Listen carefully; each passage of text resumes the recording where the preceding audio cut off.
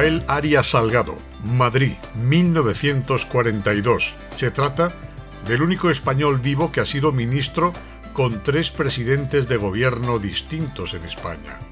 Hombre clave en el llamado milagro de la transición. Arias Salgado se licencia en Derecho para posteriormente ingresar en la escuela diplomática. Como tal, como diplomático, representó a España en diferentes destinos en el exterior. Personaje clave del tránsito de la dictadura hacia la democracia, fue ministro de la Presidencia con Adolfo Suárez, ministro de Administración Territorial con Calvo Sotelo y ministro de Fomento con José María Aznar. Ha sido presidente de las multinacionales Carrefour, Aldeasa y Prosegur.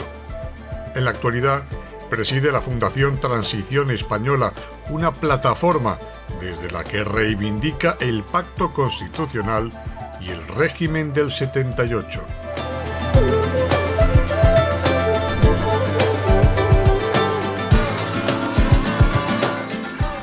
Bienvenido a este espacio de territorio líder, esencialmente universitario, don Rafael Arias Salgado. Como se ha descrito en la introducción de este programa, el señor Arias Salgado fue un personaje clave en el que hasta ahora y unánimemente considerábamos el milagro de la transición. Y como pretendemos también traspasar la mera coyuntura, sobre todo cuando va dirigido a jóvenes universitarios de todo el mundo que utilizan nuestro idioma como forma de vida, quería preguntarle al señor Arias Salgado cuál es su percepción 45 años después, cuál es su reflexión y cómo podría calificar estos 45 años que han transcurrido desde que se inició el proceso de la transición española. Una primera impresión que se puede percibir a través de la vida política cotidiana es que desde el gobierno se está poniendo en cuestión todo el proceso de transición democrática. La Ley de Memoria Democrática es una impugnación directa del proceso de transición y del pacto constitucional. Fíjese que hay un dato que es verdaderamente revelador. En el proyecto de ley que el Gobierno envía al Congreso de los Diputados, no se hace ninguna referencia a la ley de amnistía, que fue absolutamente clave en el proceso de transición. ¿Por qué fue clave? Primero, no fue un proyecto de ley que enviara el Gobierno de turno, fue una proposición de ley, es decir, una iniciativa estrictamente parlamentaria, configurada por todos los grupos parlamentarios presentes en el Congreso de los Diputados. Fue una amnistía universal y omnicomprensiva. Salieron de la cárcel hasta terroristas con delitos de sangre. ¿Por qué es tan importante este dato? Porque revela la intención de impugnar el proceso de transición y el pacto constitucional y recurrir a lo que en su día don Pablo Iglesias Turrión llamó el régimen del 78, que para ellos es un régimen que nace hipotecado. Y esto es tan así que en la tramitación parlamentaria se ha ampliado el periodo de investigación de memoria histórica, de memoria democrática, como ellos llaman, hasta el año 1983, cuando había en España un Estado de Derecho en plenitud de funciones, había una Constitución vigente y existían unos tribunales absolutamente independientes para poder enjuiciar cualquier tipo de delito. Pues como consecuencia del pacto con Bildu, entre otras razones, este gobierno del señor Sánchez asume que hay que ir a una investigación de memoria democrática hasta 1983. ¿Todo esto cómo se puede resumir? Pues hay un intento de deslegitimación de la transición democrática y del pacto constitucional. para volver a un modelo político que, para entendernos, yo conectaría con el Frente Popular, gobierno final de la Segunda República. En definitiva, con otras características, más contemporáneas si se quiere, en España gobierna hoy un Frente Popular. Y ese Frente Popular necesita, de alguna manera, eliminar la legitimidad que tiene en la sociedad española la Constitución de 1978. Esto es, grosso modo, el resumen que yo podría hacer desde el punto de vista político e institucional de lo que está ocurriendo en nuestro país. Bueno, como les decía, estábamos en un espacio universitario con miles de alumnos, unos que nos siguen aquí desde nuestro país, España, a allende los mares, Dominicana, Colombia, Bolivia, Argentina, etc. Y nuestro protagonista de hoy es esencialmente un universitario. ¿Qué significa eso? Pues, lecturas, estudio, etcétera, etcétera. Que es diplomático, como conocen, de carrera. ¿Qué diferencias cree usted, señor Arias Salgado, que hay en la universidad? Además, usted fue director de estudios de la Escuela Diplomática. Entre aquellos años en los que usted, no iba a decir vestía pantalón corto, ¿no? Ya entonces se vestía pantalón largo. Entre aquella enseñanza y aquella universidad y la actual. Hombre, yo puedo transmitir aquí mi experiencia personal y después una opinión, digamos, como ciudadano, ¿no? Mi experiencia personal de la universidad es que yo tuve los mejores catedráticos que daba entonces la ciencia jurídica española, para que se pueda, digamos, darse cuenta de lo que suponían aquellos estudios. Yo tuve en Derecho Político a don Nicolás Pérez Serrano, en Derecho Civil a don Federico Castro, en Derecho Hacienda Pública a Fernando Sáiz de Bujanda, en Derecho Procesal a Guasp, en Derecho Civil a Antonio Hernández Gil, en fin, los grandes maestros. Y además eran ellos los que nos daban clase. No había, como consecuencia del número de alumnos, ahora probablemente sea inevitable, una fragmentación, digamos, de los grupos de alumnos que tienen que atender, por tanto, una diversidad de profesores. Aquella fue una universidad de excelencia y hoy es una universidad de titulación. Yo diría que esto expresa bastante bien la diferencia entre uno y otro momento de la universidad española. Yo creo que hoy en España, en todo el sistema educativo, quizá en menor medida en la propia universidad, el poder lo han tomado los pedagogos. Y entonces predomina de una manera, yo diría que casi aberrante, predomina la pedagogía sobre la transmisión del conocimiento. Los pedagogos se inventaron una expresión que es, digamos, genial en cuanto en lo que supone de vaciedad. Se acuñaron la expresión de aprender a aprender. En vez de transmitir conocimientos, de lo que se trataba era de aprender a aprender. Con lo cual la transmisión de conocimientos pasaba a un segundo plano. Hoy el sistema educativo está en manos de pedagogos, fundamentalmente en todo lo que afecta a la enseñanza primaria y el bachillerato, en menor medida la universidad, pero hoy la exigencia de la transmisión del conocimiento es más bien un objetivo secundario que primario. Y donde dejamos los valores, 2 puntos, esfuerzo, mérito, codos. Todo eso ha sido eliminado por los pedagogos, porque consideran que eso hipoteca, digamos, a las personas, a los niños, a los jóvenes menos favorecidos, tanto desde un punto de vista social como desde un punto de vista psicológico. Y se trata, por tanto, de establecer una igualación pedagógica. Y todo ese tipo de diferenciaciones han desaparecido. En vez de adaptar el sistema educativo a las características de los alumnos, lo que ha sido establecer un único sistema educativo y pedagógico, cualquiera que sean las características del alumno. Bueno, eso es una inversión de valores que se ha producido pues, en el mundo entero, sobre todo en el mundo más desarrollado, con una excepción: en las universidades asiáticas. Ni Japón ni Corea han mantenido el principio del esfuerzo personal.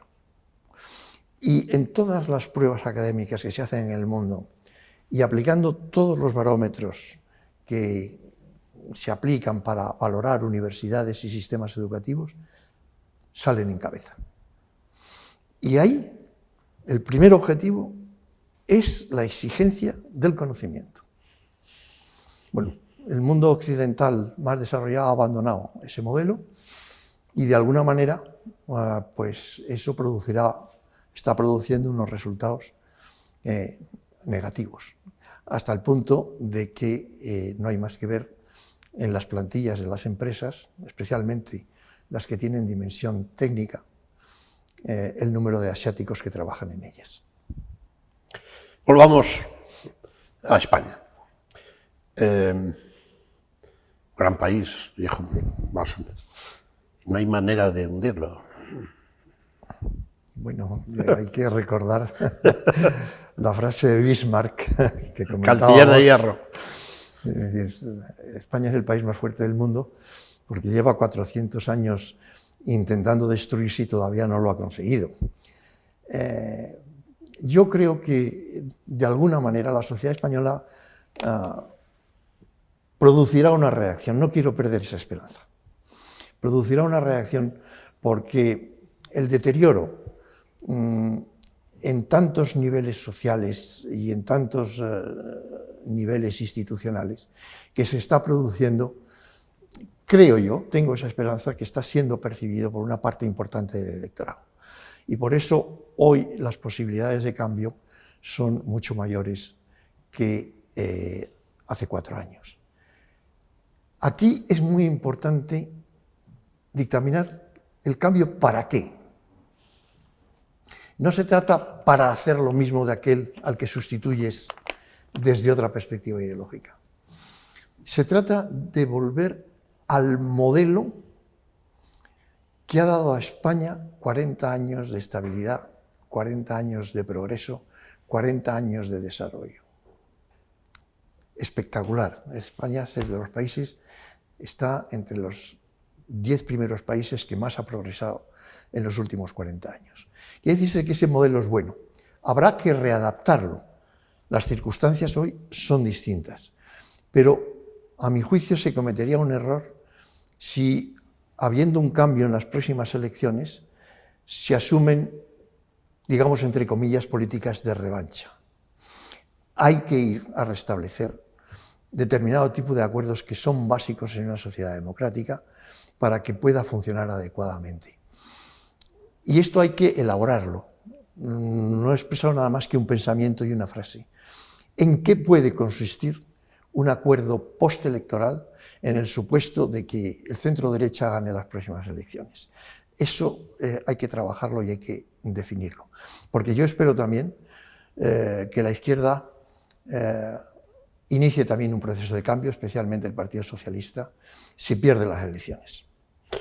Señores universitarios, le han dejado claro en el vídeo que hemos puesto del extenso y profundo currículum de nuestro invitado de hoy, que está como presidente de la Fundación Transición Española y uno de los artífices de aquel milagro, pero también, se lo digo por si alguno, estoy seguro que entre los miles de universitarios que nos ven, habrá alguno que quiera ser ministro. No sé si en España, en República Dominicana, en Argentina y tal. Y el señor Elena Salgado ha sido ministro con 3 presidentes distintos. Con 3 presidentes distintos. ¿Cuál fue el secreto? ¿Cuál es el secreto? Usted ya nació diciendo quiero ser ministro. Pues yo creo que fundamentalmente, bueno, digamos, la valoración que se hacía de mi formación personal, por una parte, y después la lealtad. Yo creo que es una gran virtud, que en política es imprescindible para poder hacer gobiernos eficaces y gobiernos cohesionados. La lealtad implica que mientras estás en un gobierno, no aspiras a sobrepasar a ese gobierno. O sea, a sustituir al presidente. O a sustituir al presidente en frase más directa y expresiva, ¿no? Yo creo que lo que podría explicar esa biografía es, primero, yo tengo una altísima valoración de la lealtad, y segundo, pues la capacidad de trabajo que uno pueda desplegar en los puestos que se le encomiendan, ¿no? Y dentro de su propio currículum aparece que ha sido presidente de grandes multinacionales. ¿Qué diferencia? Que supongo yo que también habrá alumnos de esta y de otras universidades que vean el programa, que quieran ser presidentes de grandes multinacionales. ¿Qué diferencia encontró usted entre la vida privada, es decir, el ejercicio de responsabilidades en grandes empresas privadas, y la administración? Pues en el ámbito de la gran empresa privada todo es menos discutible. Quiere decirse que... Está bien visto eso, sí. Claro, los números por una parte y la definición de la proyección comercial de otro lado son los dos factores fundamentales. Lo más bonito de la gran empresa es cuando tienes la posibilidad de innovar. Por ejemplo, en Carrefour tuvimos una gran oportunidad, que fue la siguiente. Carrefour tenía grandes hipermercados y tenía una red de supermercados que son por encima de los 1.000, 1.500 metros cuadrados de superficie de venta, ¿no? Mientras tanto, Mercadona había aprovechado divinamente una legislación muy tolerante en casi todas las grandes ciudades que permitía abrir supermercados en núcleos puramente urbanos. Y había hecho una labor fantástica, había conseguido un modelo de supermercado magnífico. Entonces hay un momento en que en Carrefour y en Alcampo y en otras grandes empresas de distribución comercial se plantea cómo competimos con Mercadona. ¿Mejoramos nuestra red de supermercados o vamos a una fórmula distinta? Y se decidió por esta segunda opción. Y ahí nace la idea del Carrefour Express, que son pequeñas tiendas de proximidad, sí, sí. Pequeñas tiendas de proximidad, con un predominio de marca blanca, pero que tiene todo aquello que necesitas para vivir cotidianamente. Y esa fórmula, abriendo aproximadamente unas 100, 120 tiendas por ejercicio, por año, ha dado un magnífico resultado. Eso le ha quitado importancia al concepto de supermercado, que sigue fundamentalmente controlado con un modelo muy bueno como es el de Mercadona, ¿no? Pero Carrefour encontró una línea de competencia con Mercadona muy buena, que le ha dado también muy buen resultado, con el llamado Carrefour Express, que son tiendas pequeñas que tienen aquellos productos que se necesitan, por así decirlo, para la vida diaria o para la vida cotidiana. O sea, el mensaje es, en la empresa privada cuesta menos innovar, es más fácil imaginar y practicar. Sí, pero la empresa privada encarga muchos estudios. Es decir, no se produce como consecuencia de ocurrencias. Ya. Entonces, sí. Las consultorías juegan aquí un papel... O sea, que está documentado. Claro, las consultorías juegan aquí un papel muy importante. Para tomar la decisión de empezar a abrir tiendas pequeñas, Carrefour tuvo diversos estudios encima de la mesa. Ya. Bueno, volvamos un poco a lo que intentamos para trascienda como documento audiovisual que dentro de 50 años, 100 años, los historiadores que quieran meterse en este maravilloso túnel del tiempo que fue la transición, podamos aportar algún elemento de juicio. Defíname a Adolfo Suárez, su primer presidente de gobierno. Un hombre con una infinita capacidad de iniciativa, al que debemos tres cosas fundamentales: los pactos de la Moncloa, la Constitución y el funcionamiento ordinario de un sistema democrático. Leopoldo Calvo Sotelo. Leopoldo Calvo Sotelo era un hombre de un alto nivel cultural e intelectual y recogió una herencia de partido mala, porque Unión de Centro Democrático, que había sido el partido que había hecho la primera etapa de la transición, estaba en un proceso de descomposición. Pero hizo tres cosas muy importantes. Primero, unos pactos autonómicos que reordenaron todo el proceso autonómico que estaba desbocado. Dentro de un orden, porque... Bueno, pero quiero decirse, jurídica e institucionalmente, se produjo un orden en el desarrollo del proceso autonómico. Segundo, llevó a España a la Alianza Atlántica y, en tercer lugar, inició, digamos, formalmente las conversaciones para integrar a España en la Unión Europea. Felipe González. Felipe González, bueno, asentó el sistema democrático, modernizó una parte de las administraciones públicas y, de alguna manera, fue básicamente respetuoso con las reglas del juego democrático. Yo eso lo percibí cuando él pierde las elecciones, gana por primera vez el Partido Popular con Aznar y, habiendo podido formar una coalición que habría impedido a Aznar gobernar, sin embargo, entendió que la alternancia era el modelo más democrático que se podía aplicar en aquel momento y que eso contribuiría a asentar y a consolidar la democracia en España. Y después tuvo una gestión económica pues bastante ordenada. España progresó, las políticas sociales que se hicieron pues fueron, digamos, las políticas propias de un Estado moderno. Se las atribuye el socialismo como socialistas, pero no eran políticas socialistas, eran las políticas propias de un Estado de bienestar, que es el modelo europeo, y hay que salir al paso, y aprovecho esta oportunidad. El Estado de bienestar no es un invento socialdemócrata ni socialista.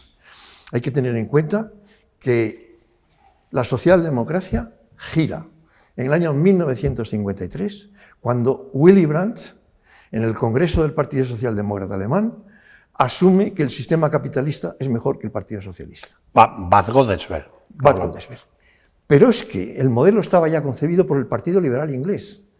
Lo que es hoy el Estado de Bienestar es un pacto de posguerra, de la segunda posguerra mundial, entre liberales, democristianos, conservadores británicos, laboristas y socialistas, socialdemócratas. Es un pacto.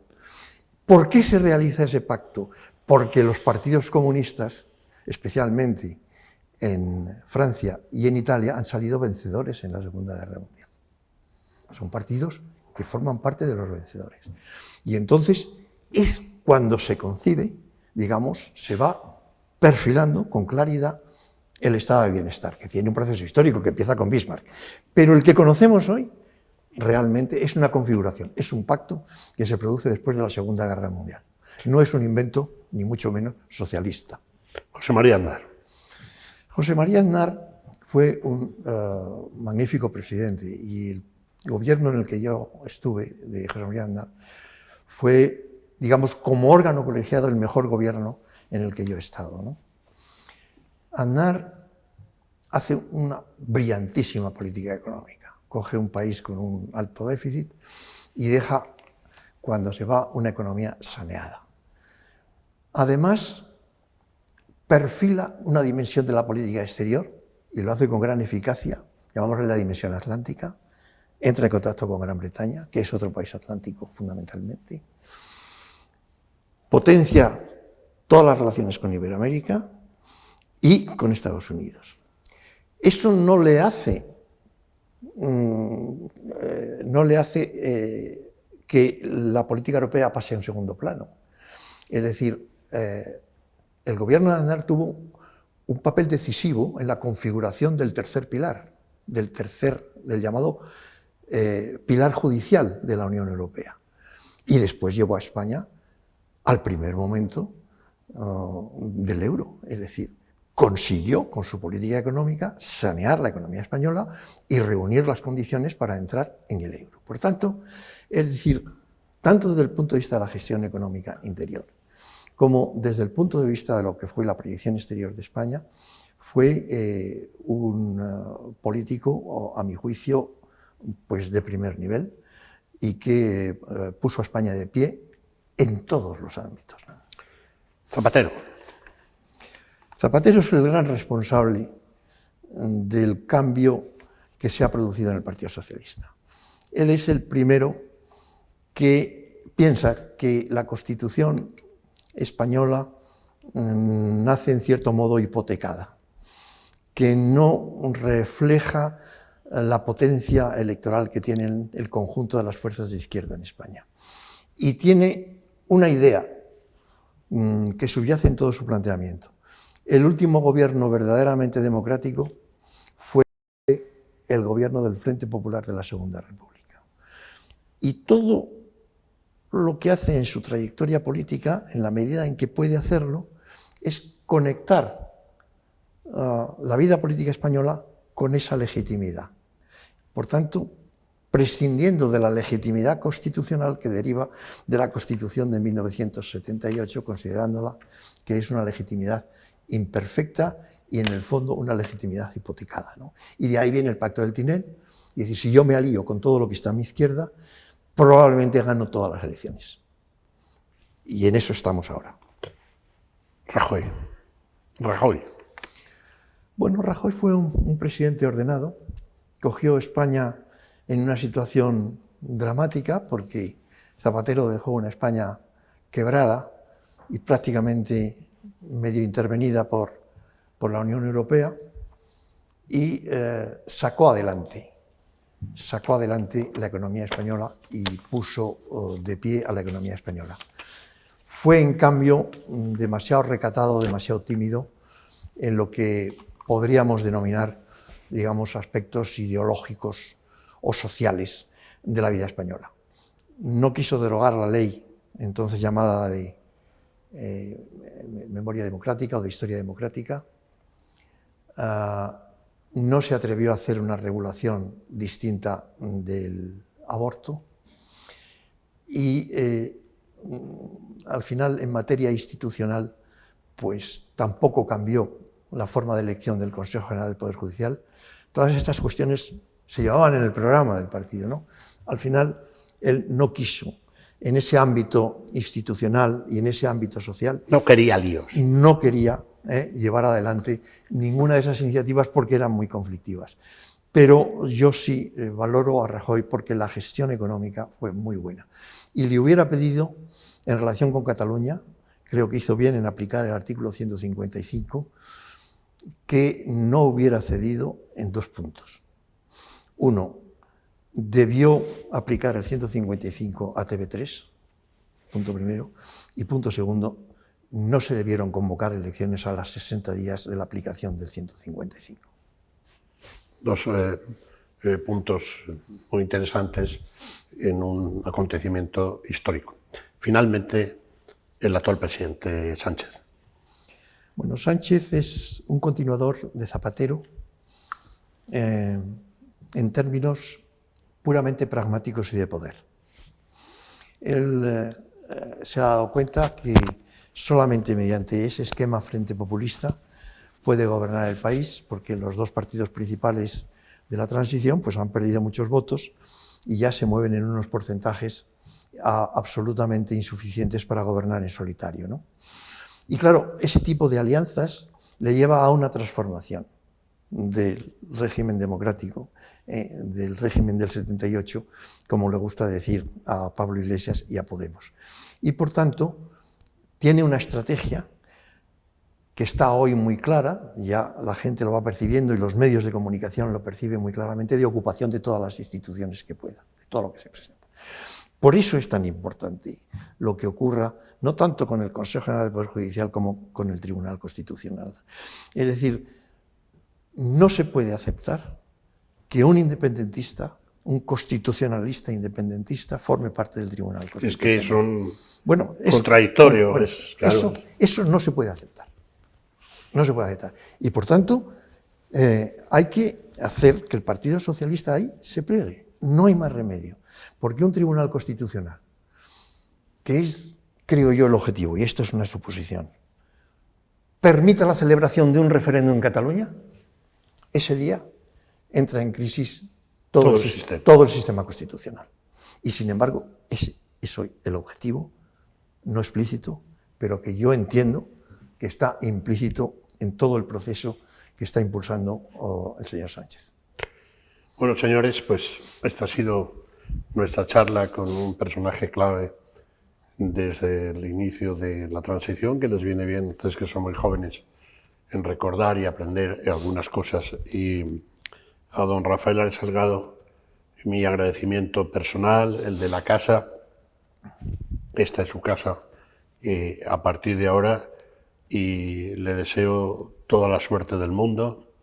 Y yo creo que pedirle modestamente que alguna de estas reflexiones le animo a ponerlas por escrito, en eso que todavía llamamos un libro. Un libro. Muchas gracias. Muchas gracias a vosotros. Encantado.